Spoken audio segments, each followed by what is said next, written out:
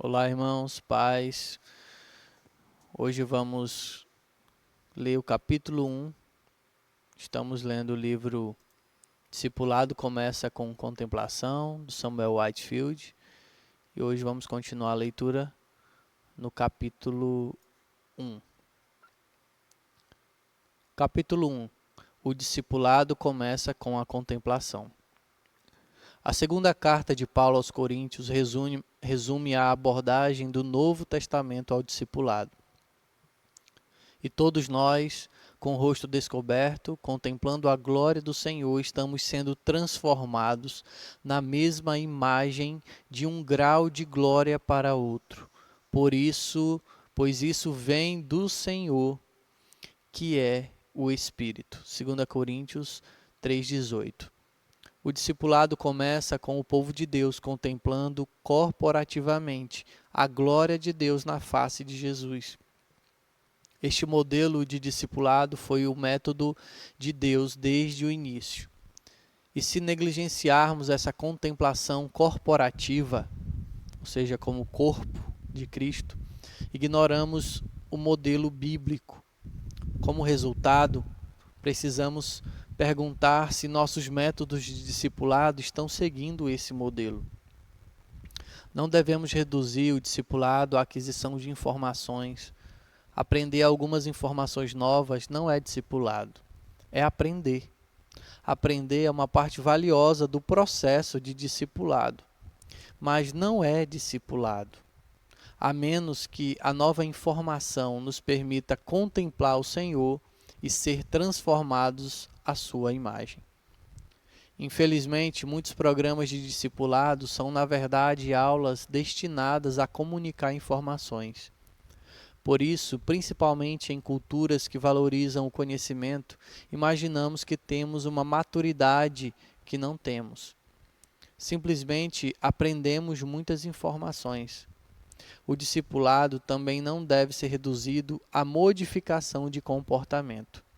O comportamento é importante e, com o tempo, pode ser um teste decisivo de nossa resposta ao Senhor. Mas existem muitas maneiras diferentes de alterar o comportamento. É muito possível viver uma vida disciplinada e adotar um comportamento moral sem contemplar a Deus ou conhecê-lo. Somos chamados a nos tornar como Jesus, não apenas agir como Ele. Se enfatizarmos o comportamento sobre o conhecimento de Deus, corremos o risco de formar discípulos que ouvirão o Senhor dizer: "Eu não te conhecia". Porque é possível se comportar corretamente e até mesmo operar com poder espiritual e não se tornar como Jesus. É forte. O objetivo do discipulado é a exibição de Deus em um povo assim como ele se exibiu em Jesus. Enquanto Jesus sozinho é a revelação completa, Deus quer um povo como ele. Se a sua abordagem de discipulado visa qualquer outra coisa, está fora de sincronia. Não é suficiente aprender o comportamento cristão, o que é útil. Devemos nos tornar como ele. O propósito de nossas vidas nessa era é nos tornarmos como Jesus, mas não podemos nos tornar como alguém que não conhecemos. 2 Coríntios 3,18 resume a abordagem de Paulo ao discipulado e foi transmitida a nós como o paradigma do discipulado para as nossas próprias comunidades de igrejas locais. Antes de examinarmos esse paradigma em profundidade, precisamos considerar algumas implicações do paradigma. Subtítulo: O discipulado deve alimentar a fascinação. Ver a beleza produz fascinação, e a fascinação é a melhor maneira de transformar uma pessoa. Considere um jovem apaixonado. Pais, professores, mentores e amigos podem implorar a um jovem que mude certos hábitos e adote certas disciplinas por anos, sem grande efeito.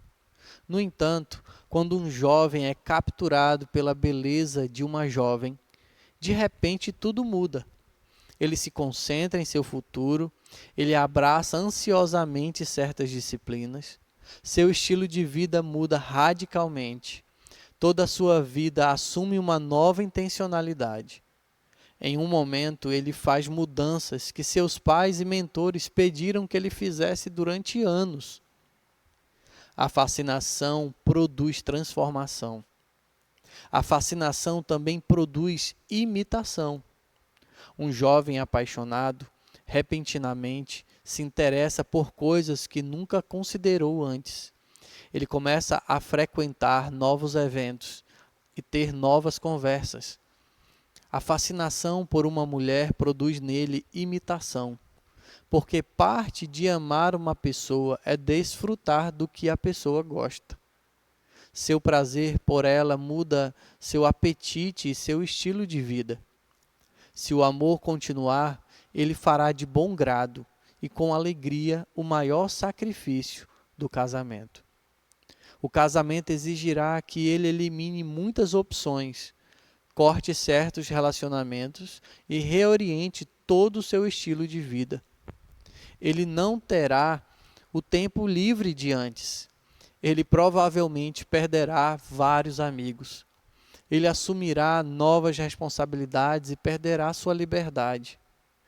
Porque um jovem abriria mão de boa vontade de sua liberdade e assumiria uma vida restrita de compromissos que exigirá permanentemente sua agenda, seu dinheiro e suas forças.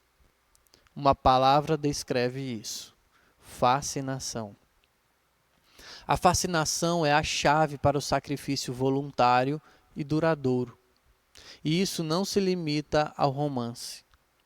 Quando as pessoas iniciam um novo hobby ou atividade, elas respondem de maneira semelhante. Eles gastam dinheiro intencionalmente. Eles encontram amigos que compartilham seus interesses. Eles passam horas investindo em seu novo passatempo. Outros acham sua fascinação estranho, mas eles não se importam porque seu coração está cativado. A mesma coisa acontece quando alguém está envolvido com esportes ou qualquer outra coisa. É assim que o coração humano é feito e é o modelo para o discipulado bíblico. Nós vemos alguém que é bonito, ficamos fascinados por ele. E então, com alegria, reorientamos nossas vidas para contemplar mais daquela pessoa e desejar fazer parte de seu povo. Os casamentos morrem quando não há prazer ou fascinação na outra pessoa. E o mesmo é verdade para as igrejas. Não queremos igrejas cheias de pessoas que fazem a coisa certa e frequentam as funções da igreja, mas não têm prazer em Deus. Se as pessoas abraçam certos ritmos e se engajam em certas disciplinas, mas não ficam fascinadas, então não são discipuladas. Considere as pessoas que amam correr. Elas vão se reunir naturalmente. Elas vão discutir a corrida. Eles comprarão tênis novos e compartilharão informações sobre corrida. Mas, acima de tudo, eles serão executados regularmente. Alguns correrão mais do que os outros, mas encontrarão um elo comum em sua prática de corrida. Se temos pessoas que gostam de aprender sobre Deus, mas na verdade não gostam de contemplá-lo e perseguir o que ele valoriza, então elas ainda não foram discipuladas. Eles não são corredores, eles são como corredores que leem sobre novos equipamentos de corrida e discutem a corrida, mas nunca realmente correram. Se uma pessoa está lendo sobre corrida, mas não corre, ela precisa ser ensinada por outro corredor e levada a experimentar as delícias da corrida. Uma pessoa que não conhece a corrida terá de reorientar o corpo. Eles precisam trabalhar novos músculos e superar a dor inicial que surge quando alguém não correu, começa a correr. Quando alguém que não correu começa a correr. Eles terão que desenvolver a capacidade de correr longas distâncias. Eles provavelmente enfrentarão desânimo. Da mesma forma, o discipulado é um processo. A capacidade e o apetite de uma pessoa devem ser remodelados. Eles podem ficar desanimados. Tudo bem, o discipulado é um processo e devemos nos comprometer com ele. Novos crentes precisam de crentes maduros que contemplem a beleza de Jesus e possam levá-los a crescer em contemplação e fascínio. Mas se os maduros em nossas igrejas não são fascinados, como podem discipular outros? Meu Deus! E eles são realmente maduros? Acostumamo-nos à ideia de que o amor romântico fica obsoleto e menos apaixonado à medida que os parceiros envelhecem. No entanto, esse é o efeito do pecado. Não é o estado ideal. Os crentes maduros devem ser mais íntimos do Espírito Santo do que os novos crentes. E o fruto da intimidade com o Espírito é o fascínio por Jesus. Talvez devêssemos medir a maturidade na igreja pelo fascínio e um desejo crescente e hábito de contemplar a beleza de Deus na pessoa de Jesus. Quando uma pessoa vem pela primeira vez a Jesus, ela é tão cativada por Jesus que sua vida começa a mudar. Seus relacionamentos, hábitos, gastos, entretenimento e a maneira como gastam seu tempo começam a mudar. Eles normalmente estão famintos para aprender tudo o que puderem sobre Jesus, porque os seus olhos foram repentinamente abertos para a sua beleza. Alimentamos esse anseio por Jesus ou os satisfazemos com outras coisas? Nossos métodos de discipulado alimentam o desejo pelo conhecimento de Jesus ou satisfazemos seu desejo com novos hábitos? Temporadas de dificuldade, sofrimento, desafios, solidão e até mesmo desânimo podem surgir na vida cristã. Haverá momentos em que será difícil contemplar a beleza de Jesus. No entanto, com o passar dos anos e décadas, nossas vidas devem ser uma descoberta contínua da beleza da pessoa de Jesus. Não devemos amadurecer além do desejo que um novo crente tem de ver mais do humano divino. Devemos chamar as pessoas para profunda dedicação, devoção e sacrifício. No entanto, deve ser no contexto da beleza e do fascínio. Pessoas que são fascinadas por Jesus sacrificam voluntariamente, muito mais do que pessoas que são devotadas, mas não fascinadas. Se treinarmos as pessoas para serem devotadas, quando não são capturadas pela beleza de Jesus, elas se tornarão religiosas em seus hábitos, mas isso não é discipulado, é uma forma de hipocrisia. A lógica não é suficiente para produzir um povo maduro. O pecado é muito enganoso e o coração humano não é um robô. O coração humano não é basicamente racional e lógico, anseia por beleza. Subtítulo: Contemplar é corporativo. Somos transformados enquanto todos nós contemplamos o Senhor. É importante contemplar o Senhor pessoalmente, mas também devemos contemplá-lo juntos. As igrejas devem considerar como criar um ritmo contínuo e sustentável de observação corporativa. A igreja deve se reunir regularmente para contemplar a beleza de Jesus e responder a essa beleza de forma corporativa, de forma conjunta. Na verdade, todo ministério corporativo deve levar à contemplação. Isso é fundamental para o discipulado, porque a vida cristã é uma experiência corporativa que deve ser vivida em comunidade. Os cristãos não podem atingir a maturidade plena vivendo vidas isoladas e individualistas. Como um amigo disse certa vez, Jesus não é polígamo. Ele não está procurando por milhões de noivas que o amam individualmente. Ele está procurando uma noiva solteira, corporativa, um povo que foi formado em conjunto para ser seu companheiro. É forte. Porque Jesus está procurando um povo e não apenas indivíduos.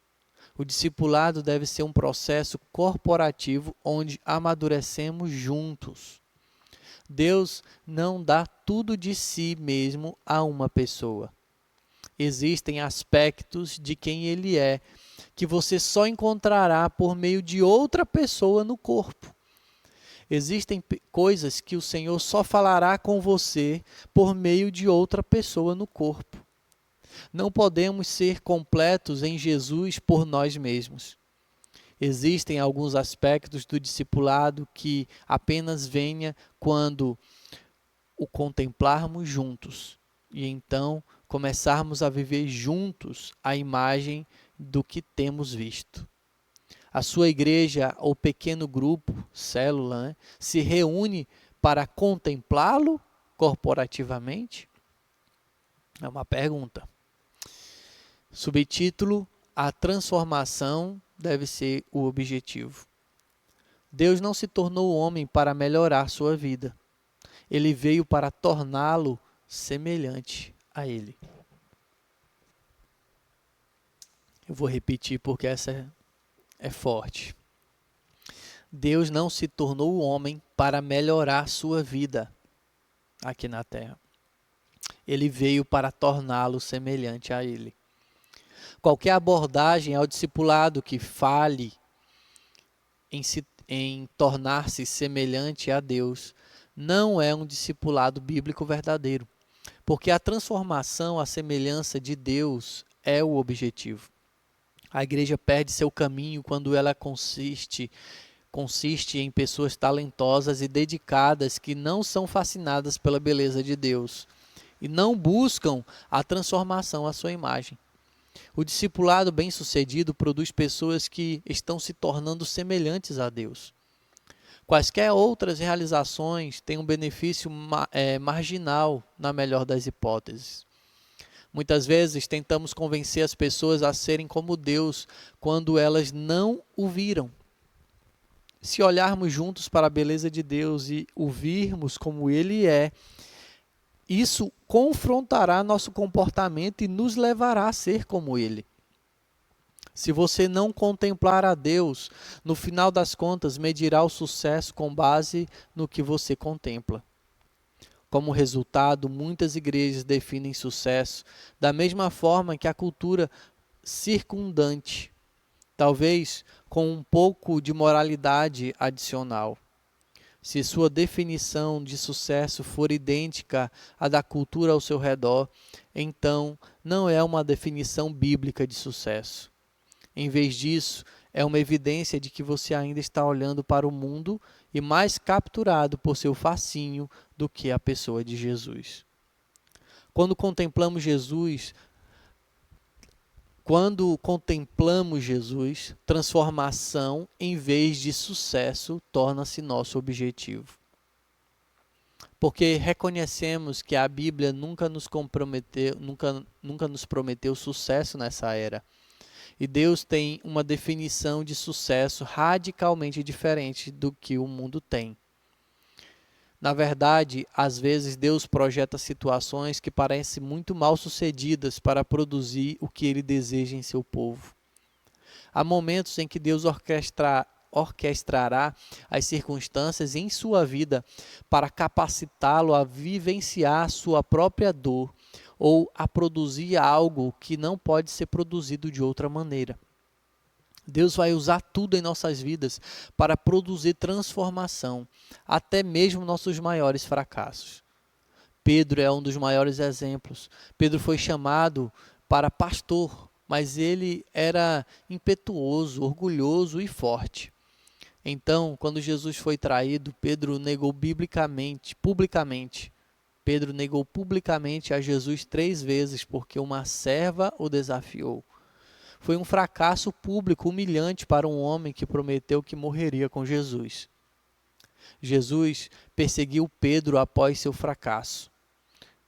Ele perguntou a Pedro: "Você me ama?" 3 vezes para curar o aguilhão de 3 negações. Cada vez que Pedro disse sim, Jesus respondeu: "Então apacentem minhas ovelhas." O fracasso de Pedro deveria tê-lo desqualificado para a liderança. Mas, da perspectiva de Jesus, o fracasso de Pedro o preparou para liderar. Pedro agora podia pastorear outros com a graça e longanimidade. Seu orgulho havia sido quebrado e ele pastorearia de maneira muito diferente daquele momento em diante. Seu maior fracasso o impulsionou para a frente porque ele cooperou com Jesus. Você vê os desafios em sua vida, mesmo que sejam produto de suas próprias falhas, como oportunidades de ser transformado à imagem de Jesus? Muitas pessoas estão satisfeitas com o sucesso em vez da transformação. Quando as pessoas buscam o sucesso, algumas constroem negócios impressionantes e grandes ministérios. Mas o sucesso não é tão importante quanto imaginam. Outros se sentem fracassados porque não são bem-sucedidos pela definição do mundo, quando podem ser muito mais bem-sucedidos do que pensam da perspectiva de Jesus. Se nos concentrarmos no sucesso em vez da transformação, seremos enganados ou desanimados ao avaliar nossas vidas de acordo com definições antibíblicas de sucesso. Por outro lado, se abraçarmos a transformação, podemos encontrar dignidade em tudo o que acontece em nossas vidas. Não seremos seduzidos se parecermos bem-sucedidos ou influentes. E não seremos desencorajados por nossos fracassos ou pela pequenez de nossas vidas. Deus pode entregar tudo, incluindo sua fidelidade. Fracassos, perdas, vitórias, traições, sofrimentos e alegrias, e usá-los para o seu bem e sua transformação. Aqui eu lembro do texto de Romanos 8:28, que diz: tudo coopera para o bem daqueles que amam a Deus, daqueles que foram chamados segundo o seu propósito. Então Deus pode pegar tudo, as coisas boas e ruins da nossa vida, e usar tudo isso para a nossa transformação.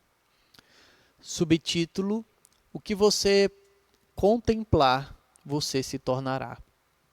A revelação de Jesus como a plenitude de Deus, tornada conhecida por meio de um homem, deve ser o centro de todo o nosso ensino e ministério, porque se não contemplarmos, não nos tornaremos como ele. Pais, vocês ensinam a seus filhos o conhecimento de Deus ou o bom comportamento?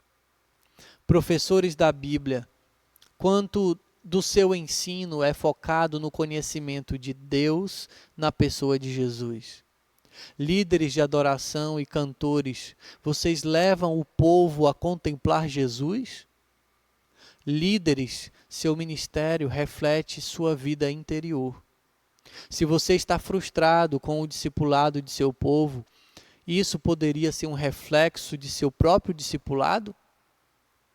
Se você não pode levar as pessoas a contemplar Jesus, então você precisa reexaminar seu próprio discipulado primeiro.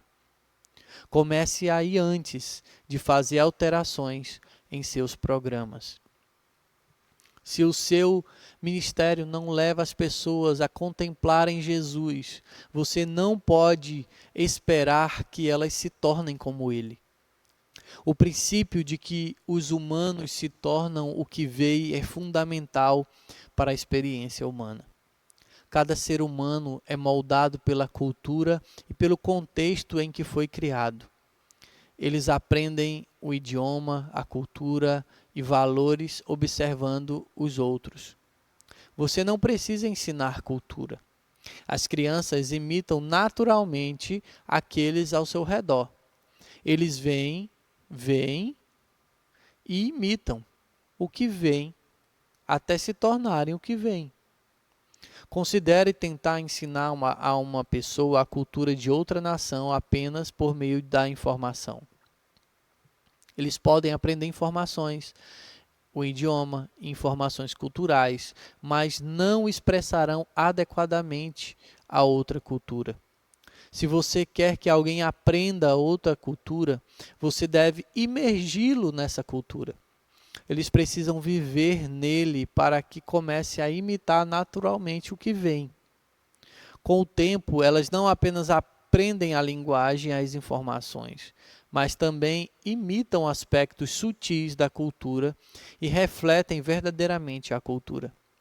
Da mesma forma, as crianças não aprendem sua cultura nativa, pois os pais não trazem livros e dão aulas sobre como se tornar parte de um grupo de pessoas.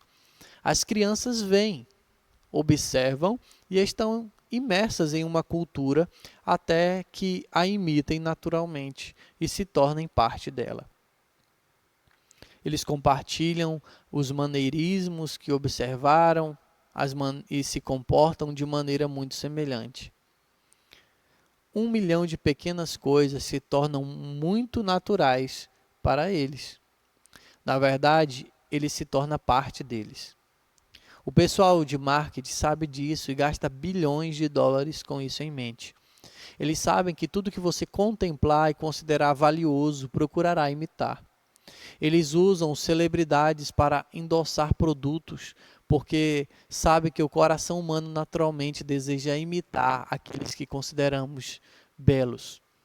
As pessoas gastam bilhões de dólares para comprar sapatos, roupas e equipamentos que os atletas profissionais endossam. Na verdade, esses equipamentos não vão transformar as pessoas em atletas, mas existe o desejo de imitar aqueles a quem idolatramos. Na realidade, uma celebridade não está qualificada para saber quais produtos são os melhores, mas o pessoal do marketing sabe que as pessoas querem imitar. Então, usam as pessoas que você deseja imitar. Embora as celebridades não sejam qualificadas para avaliar as coisas que endossam, e as roupas esportivas não farão das pessoas as atletas melhores, desejamos ser como aqueles que consideramos belos. As empresas manipulam isso porque está profundamente enraizado na psique humana e devemos entender que é a base de todo o discipulado. O que você vê, seja o que for, você será moldado nessa imagem. Encerramos aqui o capítulo 1. Vou repetir esse finalzinho. O que você vê, seja o que for, você será moldado nessa imagem. Então, aqui o discipulado começa com a contemplação. Aquilo que nós vemos, isso nós nos tornamos. Deus abençoe e até o capítulo 2.